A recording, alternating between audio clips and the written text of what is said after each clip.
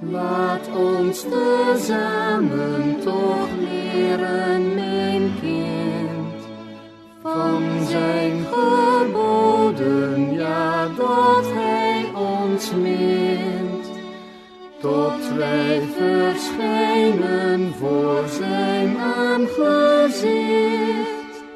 Altijd, altijd te wandelen in het licht.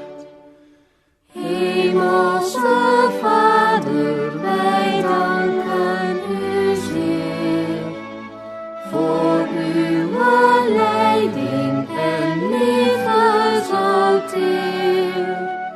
Dankbaar tot u is ons loflied gericht.